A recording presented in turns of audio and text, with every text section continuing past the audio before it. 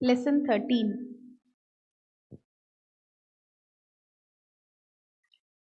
Test कब है?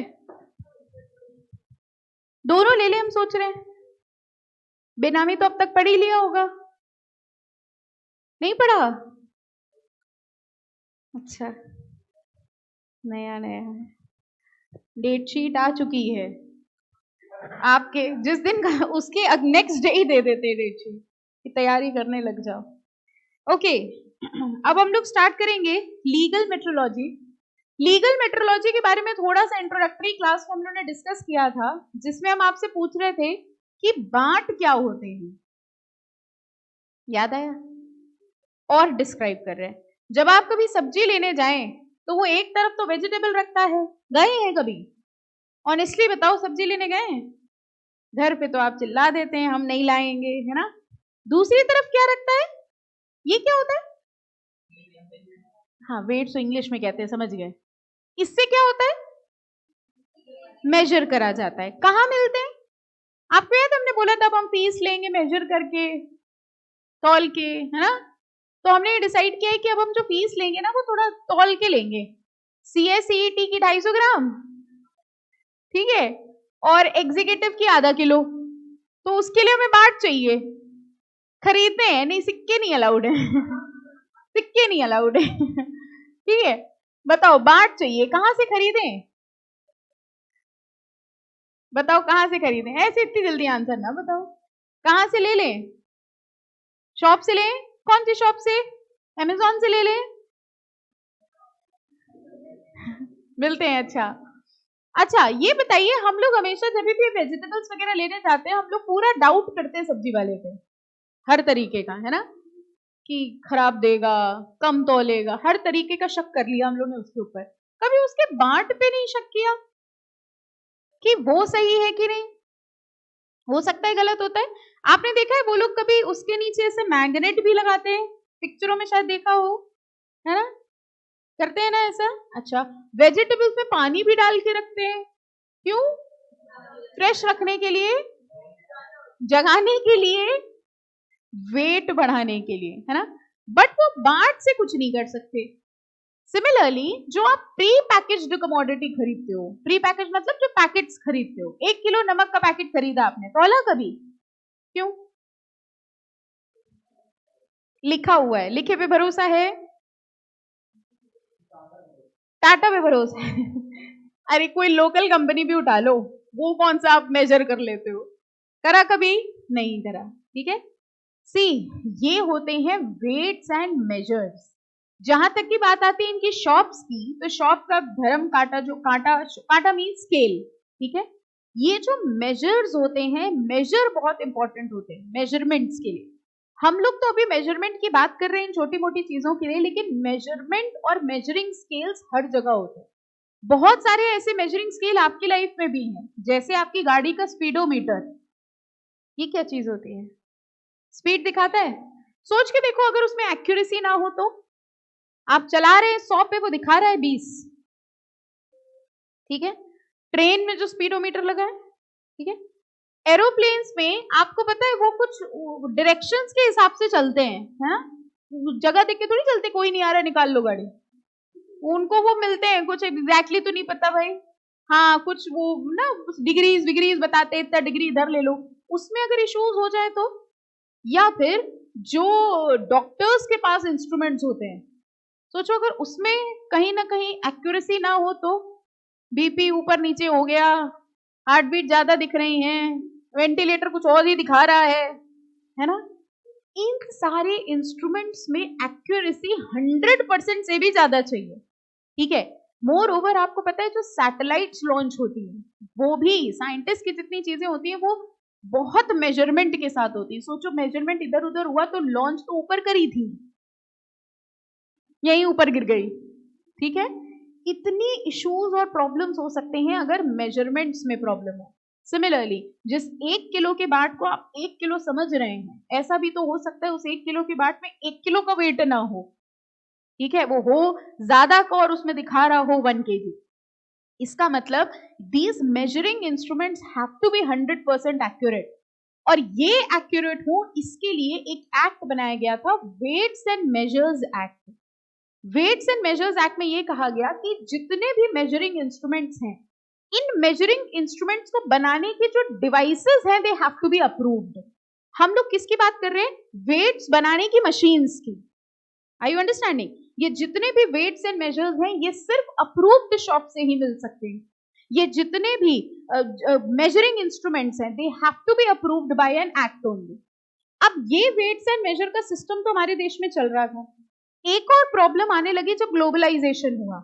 Globalisation में दिक्कत ये हुई कि जब हम सामान यहां से भेजते थे तो उनके मेजरिंग इंस्ट्रूमेंट्स, उनके एक्यूरेसी पैरामीटर्स अलग थे, हमारे अलग थे।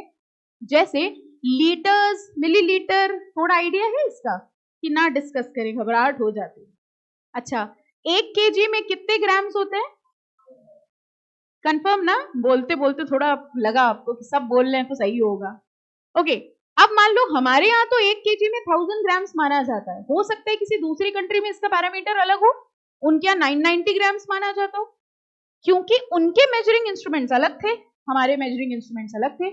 हमारे यहाँ लीटर्स में अलग कैपेसिटी होती हो, उनके यहाँ अलग होती हो। तो प्रॉब्लम क्या होती थी? हमने तो यहाँ से 1 kg का सामान भेजा, लेकिन वहां वो 990 ग्राम निकला।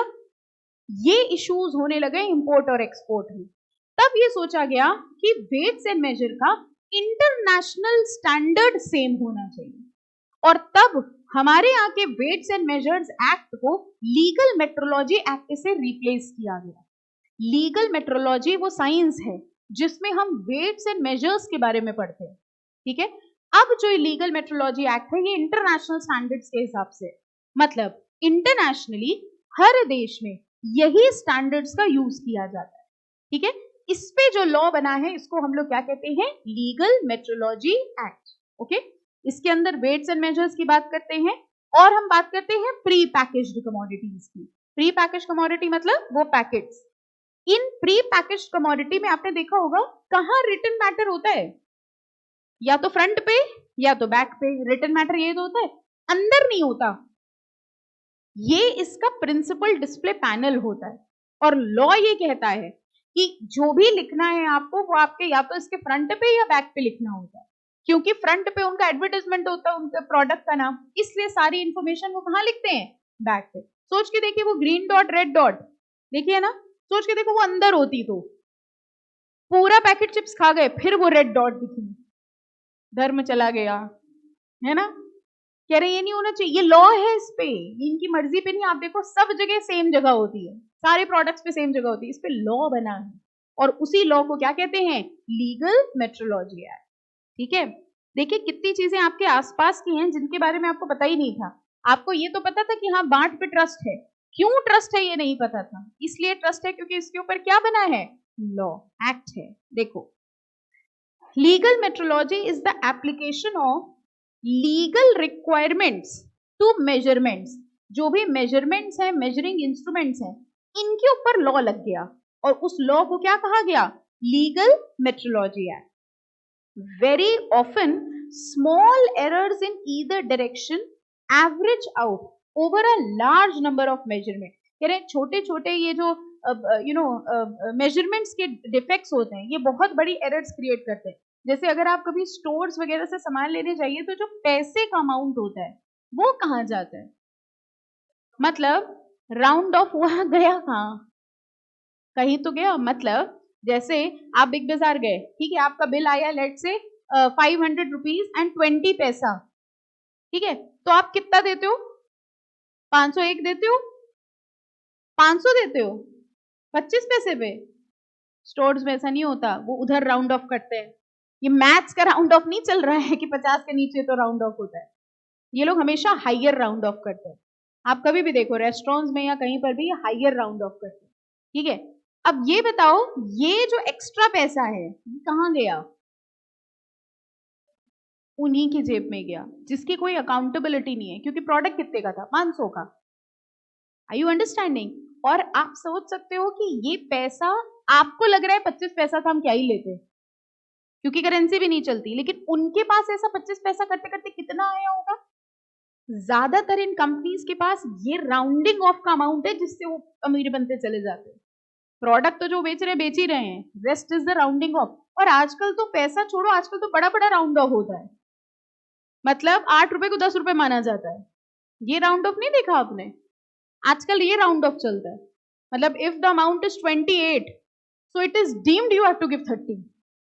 ये देखा है आपने राउंड ऑफ? चाहे आप ओला बुक कर लो या कुछ कर लो, वो डीम्ड है।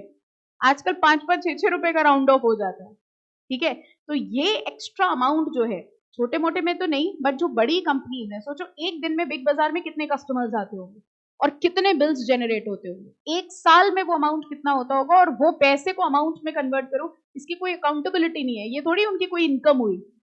Are you understanding? सो ये छोटे छोटा एरर, अब आप ये सोचो, ये तो था जो राउंड ऑफ कर रहे थे, मान लो उनकी मशीन में कोई कैलकुलेशन एरर है, देन एटीएम मशीन्स में कैलकुलेशन एरर, बैंक में कैलकुलेशन एरर। बैंक में तो हम लोग ध्यान भी नहीं देते, बैंक अकाउंट में आप पैसा देखो तो होता है पैसों में, जो आपका अमाउंट होता है वो पैसे में होता है, बट आप विड्रॉ करो तो क्या, रुपीज तो विड्रॉ करोगे ना, कहाँ गया वो अमाउंट, फ्रैक्शन अमाउंट, ठीक है, पॉइंट में होता है एग्जैक्टली। तो ये जितना छोटा छोटा होता है, अगर इनमें, इन मशीन्स में कोई एरर हो जाती है, this will lead to a huge difference, जो हम लोग को समझ में नहीं आता। और इसमें कोई डिफरेंस ना हो, सब जगह तो मशीन है, आप कोई भी चीज देखो मशीन ही है, सबको छोड़ो आपके कैलकुलेटर में दिक्कत हो जाए, एरर ये हो जाए कि हर डिजिट जो आप लिखोगे उसमें जीरो अपने आप लग जाएगा। अब लेके जाओ यही कैलकुलेटर टैक्स के पेपर में, समझ में आया? ठीक है, this will lead to a big error. तो कह रहे हैं इन छोटी छोटी चीजों में एरर से बहुत बड़ी प्रॉब्लम क्रिएट हो सकती है, इसलिए ये जरूरी था कि इस पे क्या बनाया जाए, लॉ बनाया जाए। Okay, legal metrology is the name by which law relating to weights and measure is known in international parlance. हमारे यहाँ तो पहले इसका नाम वेट्स एंड मेजर था, लेकिन जब इसको इंटरनेशनल पार्लेंस में देखा गया तो इसका नाम क्या रख दिया गया, legal metrology. Legal metrology is very vital for scientific, technological, industrial progress of any country. आपको पता है जो दवाइयां बनती हैं उसमें भी अलग अलग दवाइयों के कुछ कुछ परसेंटेजेस होते हैं, कि इस दवाई में इतना ग्राम ये है, ग्राम भी बहुत बड़ी यूनिट बोल रहे हैं, उनके तो और छोटे छोटे यूनिट्स होते हैं। सोचो अगर उसमें एक्यूरेसी में प्रॉब्लम हो जाए, तो उसमें एक्यूरेसी में प्रॉब्लम हुई, जो दवा कम डालनी थी वो ज्यादा हो गई, इंसान ही ज्यादा हो गया फिर उसे, ठीक है, that can lead to big dangers. तो कह रहे हैं इन सब चीजों को रैशनलाइज करने के लिए ये एक्ट आया। The establishment of national standards of weights and measure and proper enforcement aims at ensuring accuracy of measurement. सिर्फ मेन ऑब्जेक्टिव इनका यही है कि मेजरमेंट में क्या होनी चाहिए, एक्यूरेसी।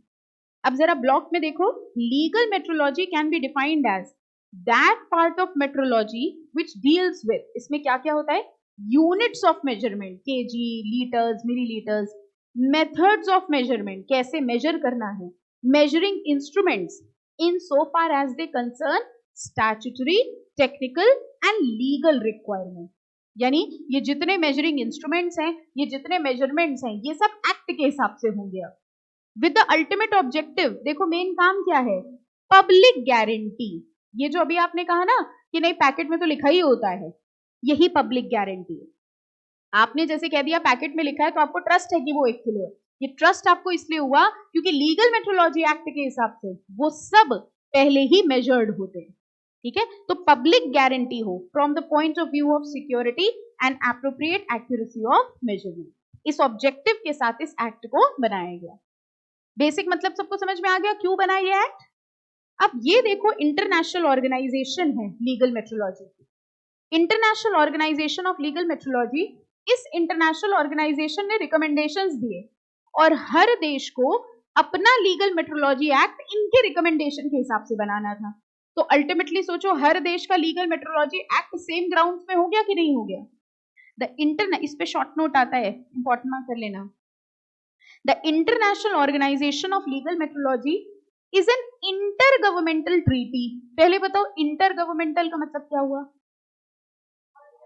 बहुत सारी गवर्नमेंट्स ने मिलकर एक ट्रीटी बनाई, ऑर्गेनाइजेशन बनाई, whose membership includes member states, countries। इसके मेंबर्स कौन हैं, कंट्रीज, अलग अलग देश इसके मेंबर हैं, which participate actively in technical activities and corresponding member who join OIML as observer. तो कुछ इसके एक्टिव मेंबर हैं और कुछ ऑब्जर्वर की तरह काम करते हैं। इंडिया मेंबर होगी इसकी, तभी पढ़ रहे हैं, वरना क्यों पढ़ रहे होते। ठीक है, पहले हमारा वेट्स एंड मेजर था, फिर जब ये ऑर्गेनाइजेशन बनी तो इंडिया इसकी मेंबर बनी। जब इंडिया इसकी मेंबर बनी तो इनके रिकमेंडेशन के हिसाब से हमें एक्ट बनाना था, तब हमने अपने एक्ट को चेंज करके क्या नाम दे दिया, legal metrology. Okay, it was established in 1955 in order to promote, ये लाइन का मतलब बताओ, global harmonisation of legal metrology procedures. हाँ, ग्लोबल हार्मोनाइजेशन, ग्लोबल लेवल पर, इंटरनेशनल लेवल पे लीगल मेट्रोलॉजी प्रोसीजर सेम है। ठीक है, इसलिए ये ऑर्गेनाइजेशन बनाई गई।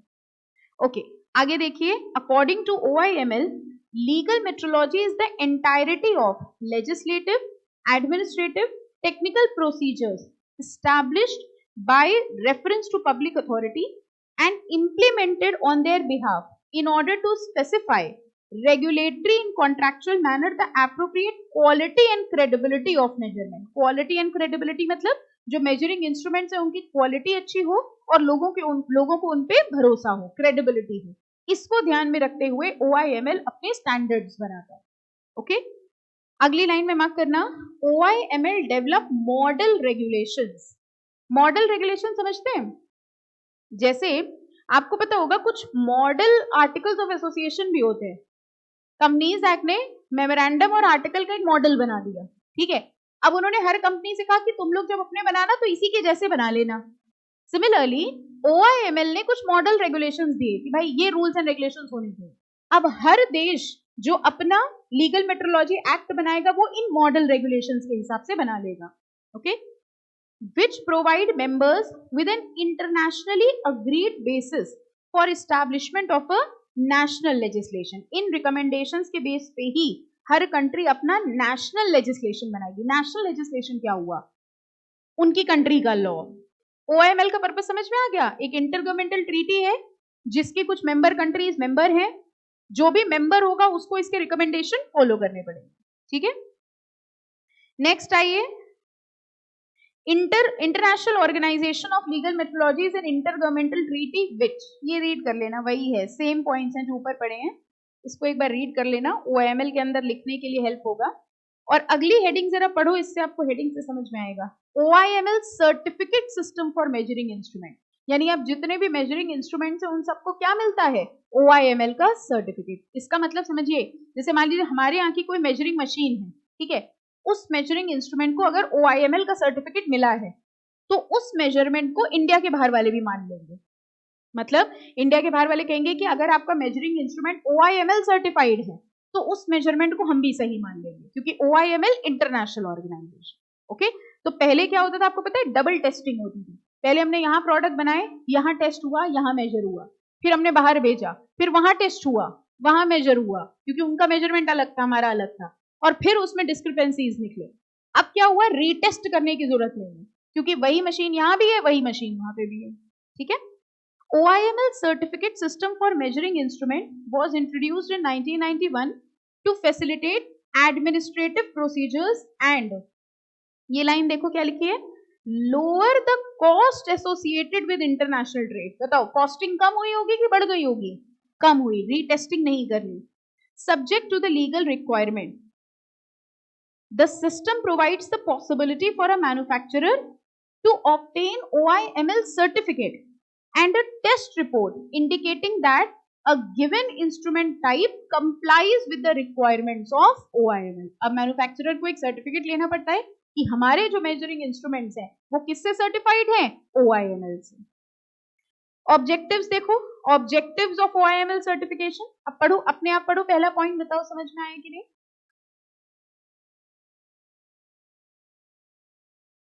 सिर्फ पहली लाइन पढ़ लीजिए, सफिशिएंट है। फर्स्ट में क्या लिखा है, ग्लोबल हार्मोनाइजेशन प्रमोट करने के लिए। सेकंड, अवॉइड अननेसेसरी रीटेस्टिंग, ये समझा दिया हमने आपको। And establish rules and procedure for fostering mutual confidence. अब बताइए, बाकी कंट्रीज में और सब में कॉन्फिडेंस बढ़ गया है क्योंकि हमारे सिस्टम्स और उनके systems exactly same. Any doubt? ठीक है, अब देखो डेफिनेशन से स्टार्ट हुई, यानी अब हम लोग क्या पढ़ने वाले हैं, लॉ। ठीक है। डेफिनेशंस वही जैसे सेक्शन 2 में कवर्ड होती हैं सेम है, बस इसमें एक चीज देखना, जैसे इसमें लिखा है डीलर मैन्युफैक्चरर, ये बताओ किस चीज के मैन्युफैक्चरर होंगे? वेट्स एंड मेजर के। डीलर, डीलर और उस मैन्युफैक्चरर में क्या फर्क हुआ? मैन्युफैक्चरर बना रहा है और डीलर बाइंग एंड सेलिंग, ठीक है। डीलर भी किस चीज का है? Weights and major. मैन्युफैक्चरर भी किस चीज का है? Weights and measure. तो देखो डीलर का मतलब क्या हुआ? It in relation to any weight और measure means a person who carries on directly और otherwise the business of buying, selling, supplying, distributing any such weight और मेजर। अगली दो डेफिनेशन आती है आपको, एक्सपोर्ट इंपोर्ट समझाएं कि हो गया? ठीक है। लेबल बताओ क्या होता है? लेबल, कम ऑन, बचपन से देखिए लेबल लगाए भी बहुत से लेते हैं। हाँ, जो ऊपर ऊपर कागज लगा होता है जिसमें सारी इंफॉर्मेशन लिखी होती है उसी को क्या कहा जाता है? Label. Any written, mark, stamped, printed graphical matter और appearing upon any pre packaged commodity. Pre packaged commodity समझते हो? एक ऐसी कमोडिटी जो आपके सामने पैक नहीं हुई, जो आप बने बनाए पैकेट्स खरीदते हैं उसको प्री पैकेज कहा जाता है, क्योंकि वो आपके सामने पैक नहीं हुई, प्री पैकेज। लीगल मेट्रोलॉजी की डेफिनेशन देखिए, it means that part of metrology which, ये डेफिनेशन पूरी पढ़ो, देखो ये 4 लाइनें कहीं सुनी सुनी लग रही हैं।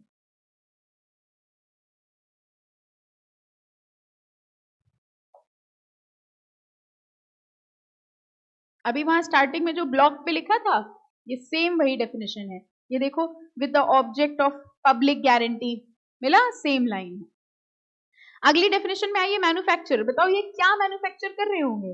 Weights and measure. जरा देखो कितने तरह से कर सकते हैं, कह रहे हैं any person who manufactures weights और मेजर, यानी जो खुद वेट और मेजर बना रहा है उसको क्या माना जाएगा? मैन्युफैक्चरर। अच्छा एक बात बताइए, मान लीजिए हम वेट और मेजर बनाते नहीं हैं, हम क्या करते हैं? हम कुछ पार्ट उसके बनाते हैं और कुछ बने बनाए खरीद लेते हैं, ठीक है, दोनों को असेंबल करके बेचते हैं। यानी मेरी जो मेजरिंग मशीन है उसके कुछ पार्ट हम खुद बनाते हैं, कुछ पार्ट हम बने बनाए लेते हैं, उसको असेंबल करते हैं और बेच देते हैं। बताओ क्या हम मैन्युफैक्चरर कहलाए जाएंगे?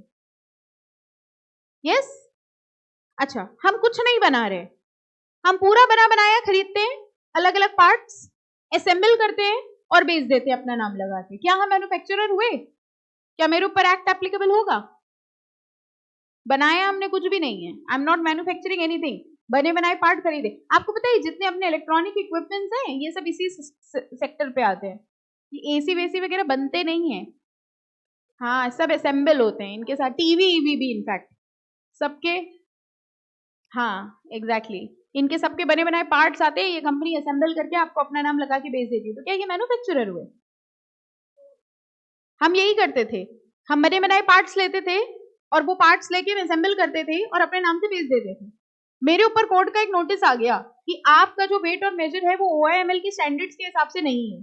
तो हमने कहा किस बात का OIML, हमारे ऊपर तो एक्ट ही लागू नहीं होता। एक्ट इसलिए लागू नहीं होता क्योंकि हमने कोई वेट और मेजर बनाया ही नहीं है, आप थे दूसरे पार्टी के वकील, क्या करेंगे? हम सही कह रहे, माई कंटेंशन इज करेक्ट और नॉट? क्या मेरे ऊपर ये एक्ट एप्लीकेबल होगा? हाउ मेनी ऑफ यू से कि हाँ हम मैन्युफैक्चरर हैं, एक्ट लगेगा? लगना चाहिए। Okay, and how many of you से कि क्योंकि हम कुछ बना नहीं रहे इसलिए नहीं लगेगा? अच्छा एक और सिचुएशन ले लेते हैं, हम पार्ट भी नहीं खरीदते, हम बना बनाया वेट और मेजर खरीदते हैं, अपना ठप्पा लगाते हैं और बेच देते हैं, क्या हम मैन्युफैक्चरर हुए? अभी भी हम मैन्युफैक्चरर हुए? कैसे कह सकते हैं आप कि हम मैन्युफैक्चरर हैं? हाउ कैन यू से आई एम अ मैन्युफैक्चरर? हाँ लेबल लगाया है उससे क्या हुआ? एक्ट के हिसाब से। अच्छा और बताइए, हाउ कैन यू से I am saying I am not a manufacturer, क्योंकि हमने वेट और मेजर बनाया ही नहीं। आप बताइए कैसे कह सकते हैं? Come on, put your legal answer. Legal answer कैसे दोगे? कि kindly read the definition of manufacturer as per legal metrology act. जरा देखते हैं इस डेफिनेशन के हिसाब से जो जो हमने आपसे बोला, क्या हम मैन्युफैक्चरर हैं कि नहीं? मैन्युफैक्चरर्स वन और more parts and acquire other parts, ये हमने पहला एग्जाम्पल लिया था। कुछ पार्ट हम बनाते हैं, कुछ हम बने बनाए पार्ट खरीदते हैं, ठीक है, and after assembling those part claims the end product to be a weight और मेजर मैन्युफैक्चर्ड बाय हिमसेल्फ। कुछ बने बनाए पार्ट लिए, कुछ अपना लगाया और उसको बना के बेच दिया। क्या हम मैन्युफैक्चरर हुए? यस, हम मैन्युफैक्चरर हुए। थर्ड में बताओ क्या हुआ? हमने कुछ नहीं बनाया, हमने सारे पार्ट्स बने बनाए खरीदे, असेंबल करे, अपना नाम लगा के बेच दिया। क्या हम मैन्युफैक्चरर हुए? यस, हम मैन्युफैक्चरर हुए। फोर्थ बताओ क्या हुआ? हमने कुछ नहीं किया, बना बनाया खरीद लिया पूरा, सिर्फ अपना मोहर लगा के बेच दिया। अब बताइए हम मैन्युफैक्चरर हुए? यस, हम मैन्युफैक्चरर हुए। आपको समझ में आ रहा है कैसे प्रैक्टिकल केसेस होते हैं? किसी ने कहा मैं वेट्स एंड मेजर बना तो रहे नहीं है, जब हम बना रही रहे तो मेरे ऊपर लीगल मेट्रोलॉजी एक्ट एप्लीकेबल ही नहीं हुआ। अब आपका कंटेंशन क्या होगा? ये कि हाँ, कि आप क्या करेंगे, मैन्युफैक्चरर की डेफिनेशन देखेंगे, डेफिनेशन में पॉइंट कवर हो रहा है, ये जवाब आप लिखेंगे कि भाई मैन्युफैक्चर की डेफिनेशन में ये लोग होते हैं, इसलिए even if you are not manufacturing you will be considered as a manufacturer, और अगर आप मैन्युफैक्चरर हो तो आपके ऊपर लीगल मेट्रोलॉजी एक्ट एप्लीकेबल हो जाएगा। Any doubt? Okay. Protection, protection has to mean utilisation of reading obtained from any weight or measure for the purpose of determining any step which is required to be taken to safeguard the well-being of any human. Protection मतलब जो ये medicine वगैरह की field में होता है कि हमने रीडिंग ली, रीडिंग लेके हमको पता चला कि अच्छा इतना इतना है, फिर हमने उस हिसाब से उसको किसी दवाई में या किसी चीज में इंट्रोड्यूस किया, ठीक है, तो कितना परसेंट डालना है, कितना ग्राम्स डालना है, ये सब उस रीडिंग से ऑब्टेन होगा, इसको प्रोटेक्शन कहेंगे। प्री पैकेज्ड कमोडिटी हमने आपको बता दिया। देखो डेफिनेशन क्या है, a commodity which without the purchaser being present, without the purchaser being present मतलब वो तब पैक करी गई थी जब आप वहां पे प्रेजेंट नहीं थे। अच्छा, आपके सामने जो पैक होती है उसमें ध्यान रखते हैं? खुला लेने गए, खुला नमक 1 किलो, अब वो आपके सामने पैक कर रहा है, फिर क्या करते हैं? सब कुछ छोड़ के बस तराजू ही देखने लग जाते हैं, है ना, और वो जरा सा भी कम डाले, ऐसा कैसे हो सकता है? उसका इधर ही होना चाहिए, आपके साइड में, एक आध ज्यादा डाल दे वो ठीक है। यानी आप सोच के देखो, जो वो आपके सामने पैक कर रहे हैं उसमें आप इतने विजिलेंट है, लेकिन जो आपके सामने पैक नहीं हुई वो आप आंख बंद करके लेके चले आते हैं। तो ये भरोसा आपका किस पे है? लॉ पे, जिस लॉ के बारे में आज के पहले आपको पता भी नहीं था, ठीक है। अच्छा, पर्सन का मतलब आई थिंक सबको पता है ना। प्रेमाइसिस क्या होते हैं? हमको बताओ, प्रेमाइस शब्द कहाँ सुना है? एसबीआई, अरे उसके पहले भी सुना होगा कहीं प्रेमाइसिस। हाँ, don't roam about in the school premises, जो घूमते होंगे उन्होंने बहुत सुना होगा ये, है ना, इधर उधर ना घूमो। तो कहाँ घूमते थे आप? स्कूल के अंदर ही, इधर उधर, है ना, वो सब एरिया क्या कहलाया जाता है? प्रेमाइसेस, ठीक है। अच्छा, मेरा एक सवाल है आपसे, मेरे पास कुछ इलीगल वेट्स एंड मेजर थे, ठीक है, अब लॉ ये कहता है कि अगर आपके प्रेमाइसेस में इलीगल या अनवेरिफाइड वेट्स एंड मेजर मिलते हैं तो वो लीगल मेट्रोलॉजी एक्ट के हिसाब से ऑफेंस माना जाता है, ठीक है। ये मैं भी आपको बता रहे हैं, आगे लिखा हुआ है कि अगर आपके प्रेमाइसेस में, इसी प्रेमाइसेस की डेफिनेशन है, अगर आपके प्रेमाइसेस में कुछ इलीगल वेट्स एंड मेजर मिलते हैं तो वो ऑफेंस माना जाएगा। अच्छा, हमारे पास इलीगल वेट्स एंड मेजर थे, लेकिन वो रखे हुए थे मेरी गाड़ी में, हमने अपनी गाड़ी में कुछ इलीगल वेट्स एंड मेजर रखे हुए थे, ठीक है, और लॉ में ये लिखा है कि जो भी ऑफिसर्स है लीगल मेट्रोलॉजी के वो प्रेमाइसेस सर्च कर सकते हैं, ठीक है। तो वो जो पुलिस वाले थे वो आए और हमारी गाड़ी सर्च करने लग गए। हमने कहा आप हमारी गाड़ी सर्च नहीं कर सकते क्योंकि मेरी फैक्ट्री प्रेमाइस मेरी गाड़ी नहीं हुई। फैक्ट्री प्रेमाइस मतलब फैक्ट्री के आसपास का एरिया, ठीक है। अब आपको ये बताना है वो पुलिस ऑफिसर्स मेरी कार सर्च कर सकते हैं कि नहीं कर सकते हैं। 1 मिनट का समय दिया हमने आपको, इतनी जल्दी केस का आप जज बन जाएंगे तो देश सुधर जाएगा। केस आया, डिसीजन, हाँ तुम ही गुनहगार, जाओ सजाए मौत, फटाफट फांसी दोगे ना सबको, काम खत्म। हाँ बताइए, 1 मिनट का समय लीजिए। हाँ, उस कार से हम आते जाते थे, लेकिन हमने ये कहा मेरी factory premises does not comprise my vehicle, इसलिए मेरी व्हीकल को सर्च नहीं किया जा सकता। कैसे जवाब देंगे आप इसका? आप लॉयर हैं दूसरे साइड के, बताइए क्या करेंगे इसके लिए? क्या करेंगे? Okay, how many of you से कि मेरी कार की सर्च नहीं हो सकती? नोबडी? नहीं हो सकती ना, हाँ वही तो। हाँ हाँ बिल्कुल। हम्म।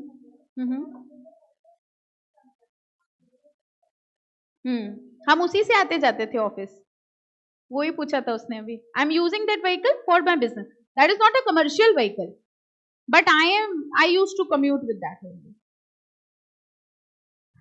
अब बताओ, मेरी वो व्हीकल, ठीक है, प्रेमाइस मानी जाएगी कि नहीं मानी जाएगी? उसका इंस्पेक्शन होगा कि नहीं होगा? ये जवाब आपने कैसे दिया? ये कला आपके अंदर आ गई, आपको समझ में आया? जैसे ही हमने आपसे सवाल पूछा तो आपने दिमाग लगाया कि इस डेफिनेशन पे पूछ रही है क्वेश्चन, तो आंसर इसी में होगा, है ना? How you have to find the answers, are you understanding? जैसे ही ये सवाल आया वैसे ही आपने कहा सबसे पहले ये देखा जाए कि भाई प्रेमाइसेस की डेफिनेशन क्या है एक्ट में। इसके लिए आपने लीगल मेट्रोलॉजी एक्ट खोला। हम आपको बता रहे हैं ऐसे केस लड़े जाते हैं, ठीक है? इसके लिए लॉयर क्या करता है? लीगल मेट्रोलॉजी एक्ट खोला, एक्ट में जाके उसने देखा प्रेमाइस की डेफिनेशन क्या है।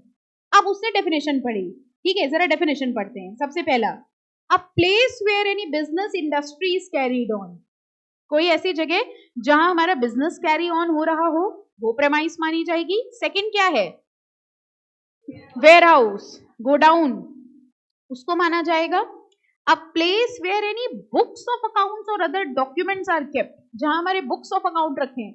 जैसे मान लो हमारा रजिस्टर्ड ऑफिस है, रजिस्टर्ड ऑफिस में वेट्स एंड मेजर नहीं रखे हैं लेकिन वहां बुक्स ऑफ अकाउंट्स रखे हैं, बताओ वहां इंस्पेक्शन हो सकती है? वहां भी हो सकती है। ड्वेलिंग हाउस, घर आ गए वो लोग हमारे, घर आ गए सर्च करने। जैसे ही वो मेरे घर आए, हमने कहा भैया घर is not my factory premises, आप मेरा घर सर्च नहीं कर सकते हैं। ड्वेलिंग हाउस समझते हो? जहां आप रह रहे हैं। बताओ घर सर्च हो सकता है कि नहीं हो सकता है? पूरी लाइन पढ़ो।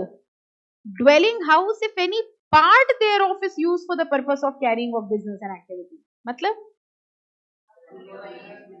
मेरे घर का जो पीछे वाला कमरा था उसमें ऑफिस फैक्ट्री का सामान रखा हुआ था। अब बताओ घर की सर्चिंग हो सकती है? यस। लेकिन अगर हम अपने घर का कोई हिस्सा यूज नहीं कर रहे थे, ठीक है, एटलीस्ट लीगली यूज नहीं कर रहे थे, तो उसकी सर्च नहीं हो सकती। और लास्ट क्या लिखा है? व्हीकल और वेसल, वेसल कहते हैं शिप्स को, और any other mobile device, mobile नहीं सर्च करेंगे। मोबाइल डिवाइस समझ गए? चलने वाली वस्तु। मोबाइल डिवाइस, आप मोबाइल सोच रहे होंगे ना कि मोबाइल भी चेक कर लेंगे मेरा। Mobile device means any moving object with the help of which any transaction or business is being carried out। जैसे ही आपने डेफिनेशन करी, आपने कहा भैया फिफ्थ वाले पॉइंट में कवर हो रहा है, इसलिए आपकी जो जीप है या आपका जो व्हीकल है उसका सर्च किया जा सकता है।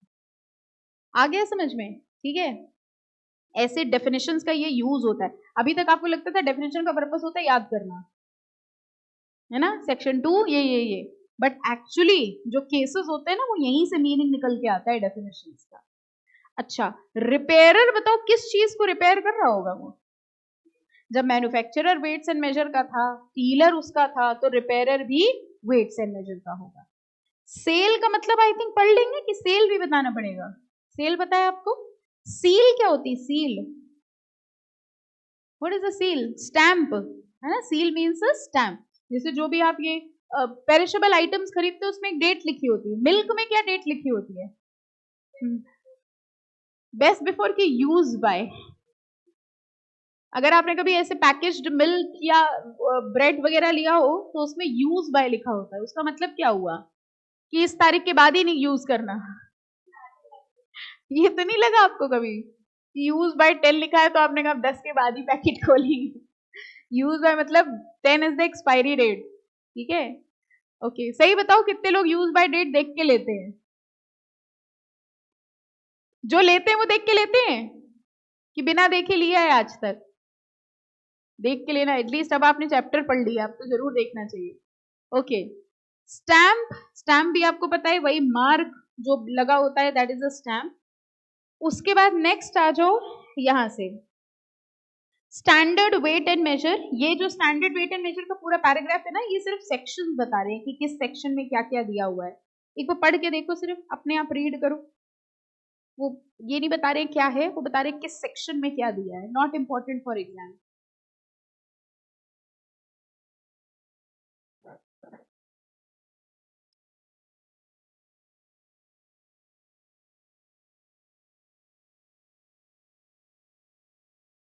ठीक है, समझ आया? मतलब you can skip if you want, पहले ही कर दिया था आप लोग ने ना। अच्छा, अब इस हेडिंग का मतलब बताओ, appointment and power of director, controller and legal metrology officer. अब लीगल पोर्शन शुरू हो गया, ठीक है, लीगल पार्ट जैसे हर लॉ में होता है। अब इनके ऑफिसर्स अपॉइंट होंगे, कौन कौन होंगे इनके ऑफिसर्स? बेनामी में कौन कौन ऑफिसर्स थे भाई तभी?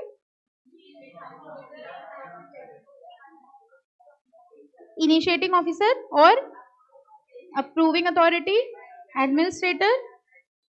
ठीक है, जैसे उसके थे वैसे ही देखो इसमें भी है, डायरेक्टर है, कंट्रोलर है और लीगल मेट्रोलॉजी ऑफिसर्स हैं। कौन अपॉइंट कर रहा है इनको? Central government. Section 13 of the act empowers the central government to appoint a director of legal metrology, additional director, joint director, deputy director और other employees for exercising powers and discharging the duties conferred under this act. Next आ जाओ सीधे यहां से। अब बताओ क्या हो रहा होगा? Power of inspection and seizure. अब वही पोर्शन आ गया जो उसका लास्ट वाला था। Power of inspection and seizure में बताइए क्या हो रहा होगा? हाँ, जैसे ही ऑफिसर को पता चला कि इनके पास अनवेरिफाइड या इलीगल वेट्स एंड मेजर हैं, वहां पे क्या किया जाएगा? इंस्पेक्शन। ठीक है, इंस्पेक्शन करने के बाद पहले सीजर होगा, फिर एडजुडिकेशन होगा, फिर कॉन्फिस्केशन होगा। ठीक है, section 15 of the act confer powers of inspection. कौन करेगा इनका इंस्पेक्शन? डायरेक्टर, कंट्रोलर और any legal metrology officer if he has any reason to believe whether from any information given to him by any person or from his personal knowledge, या तो उसको कहीं से खबर मिली या उसको खुद ऐसा लग रहा है। क्या लग रहा है? that any weight or measure in relation to which any trade or commerce has taken place is likely to be committed, नहीं, is intended to take place and respect of which an offense punishable under this act is likely to be committed। यानी आपके पास जो भी weights and major है उससे क्या होने वाला है? कोई ऑफेंस होने वाला है। ठीक है, आर ईदर केप्ट और कंसील्ड इन एनी प्रेमाइसेस, वो आपने कहीं पर छुपा के रखे हुए। ठीक है, तो कुछ इलीगल वेट्स एंड मेजर हैं जिससे आप कुछ ऑफेंस करना चाह रहे हैं, ऐसे इलीगल वेट्स है। इलीगल वेट्स एंड मेजर समझ रहे हो? जैसे हमने कहा जितने भी मेजरिंग इंस्ट्रूमेंट्स हैं, मेजरिंग डिवाइसेस हैं, वो सब सर्टिफाइड होनी चाहिए। अब आपने क्या किया? OIML की फर्जी स्टैंप बनवा ली, ठीक है, और आपने एक फर्जी वेट एंड मेजर बनाया, मशीन बनाई और उसमें OIML का ठप्पा लगवा लिया। तो ये आपकी जो मशीन है जो गलत मेजरमेंट्स देगी, ठीक है, ये क्या हो गई? इलीगल डिवाइस हो गई। ऐसा अगर कहीं पे मिलेगा तो वो क्या कर लेंगे? उसको सीज कर लेंगे। इसमें उनकी पावर देखो क्या है, क्या पावर करेंगे? Entry at any reasonable time into any such premises. ये देखो क्या लिखा है, कह रहे इंस्पेक्शन करने के लिए वो कहां जा सकते हैं? प्रेमाइस में। इस प्रेमाइस में क्या क्या आ जाएगा? वही सब। फैक्ट्री जा सकते हैं, गोडाउन जा सकते हैं, रजिस्टर्ड ऑफिस जहां बुक्स रखी हो वहां जा सकते हैं, घर जा सकते हैं, हाँ समझ गए हम, और व्हीकल में जा सकते हैं। इन सब जगह इंस्पेक्शन कर सकता है लीगल मेट्रोलॉजी ऑफिसर। ठीक है, and inspect any weight or measure or other goods in relation to which trade or commerce has taken place। अगली लाइन में लिखा है the power also includes seizure of any weight or measure। गए और वहां जाके क्या कर लिया? उन वेट्स और मेजर को सीज कर लिया। ठीक है, इसी तरह देखो इस पे आता है forfeiture। every non-standard or unverified weight or measure and every package used in the course or in relation to trade or commerce seized shall be liable to be forfeited to the state government। forfeited जैसे वहां पर हम लोग confiscation word use कर रहे थे, वैसे ही उसका एक वर्ड होता है forfeiture। तो पहले सीज किया गया, फिर उसके बाद उसका क्या किया जा सकता है? forfeiture। ठीक है, इस लाइन का मतलब बताओ, forfeited to the state government, state government के पास चला जाएगा। ठीक है, फाइन, ओके। ये बस और देख लो, manufacturer to maintain records and register, देखो पढ़ के।